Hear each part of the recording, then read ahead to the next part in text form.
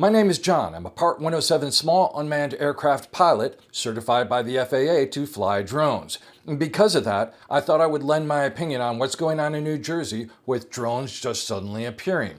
I have 4 theories that I'm going to list off right now. Teenage kids that are up to no good, surveillance, bad people doing bad things, or bad people that are planning bad things. Keep in mind, this is just my opinion, but since I have videos online about how to fly a drone and for people that are trying to pass the Part 107 test, I might have a better opinion than most. Number 1, teenage kids. Let's face it, every time a new technology comes out, there's some kid that's trying to do something bad with it. And unfortunately, that could be the case here, except for a few things. These are supposed to be very large drones. As a general rule, the bigger the drone is, the more expensive it gets. And let's face it, if it was a teenage kid, by now they would probably be hiding in their parents' garage, trying to hide from the FBI so that they don't get caught with some kind of a federal charge. Anyone who knows enough about drones to fly a drone that large would know enough that they're in a lot of trouble right now. 2, surveillance. And I don't just mean surveillance by someone with bad intentions, I mean surveillance by, let's face it, one of the many government agencies we have. You probably don't know this, but one of the bigger growth areas of drones is corporate surveillance. Picture you have a big compound and you want to make sure that nobody does anything bad. You can have a drone hover in the air and keep an eye over a large section of it and pay one guard to watch several drones. It's cheaper and it's better. But I don't think that's the case because I think by now someone would have come forward and said, hey, that's our drone.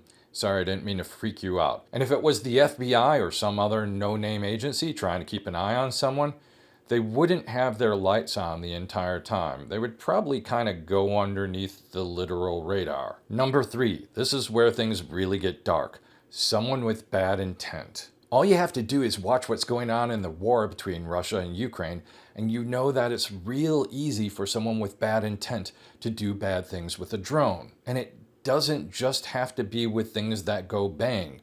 There's a lot of different ways you could do something bad with a drone. Now, I don't think the drones are quite as large as people are describing them. When you look up, you have no reference point for how big something is, so something can look either a lot smaller or a lot larger when it's in the air. But the size of the thing could indicate it could be something as large as an agricultural drone. An agricultural drone does things like pesticides, herbicides, things you could spray. I don't know. So that's a possibility, but I don't think it's as much of a possibility as number 4. People with bad intent showing that they can do bad things. Picture a Dr. Evil type of a character who's promising to do something bad unless they're paid a lot of money. But first, they have to prove that they're capable of that. They have to prove that they're able to just have these drones show up in random places. Thus the fact that they have lights on. They're trying to get people's attention. Or at least that's the theory. And I hope to God that I'm wrong. But we have a number of things that are in our favor. Let me explain. The areas that these drones have appeared in are radar saturated. Because, go figure, a bunch of airports. Especially when you have airports, you have radar that has a tendency to look a little bit lower than normal radar would look. Which means, hopefully, somewhere people are looking at radar to see if they can find small blips that aren't identified and trace them back to where they came from. Which brings me to the range of such drones. The problem isn't being able to send a drone and bring it back. You can actually do that by putting nav points in and just having the drone fly itself.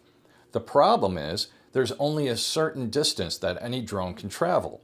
And as drones get bigger, that distance actually gets smaller because the battery capacity of the drone is limited. If you look at drones that can fly the farthest right now, they happen to be the smallest drones that have smaller payloads. They have smaller payloads, which means that they can travel further. All of this is presuming that these are drones that are operating on battery, which is what I'm presuming right now. And I know that someone out there is going to say, well, what about the US drone like the Predator, which flies for great distances, especially when the military is involved in any kind of surveillance or military operations? Well, that happens to be a fixed-wing aircraft, and the kind of aircraft that people are talking about right now seems to be more along the lines of something like a quadcopter, something that can hover in the air, which is not what the Predator is. Now, I know that state officials in New Jersey and some federal officials are telling us, we shouldn't worry about this right now. But it wasn't that long ago that they told us we shouldn't worry about something else. And let's face it, if someone was threatening us with bad harm, would the US government let us know about it? I promise to follow up on this as soon as we find out more, and I hope it's not number 4. My name is John. Check out my other videos, please.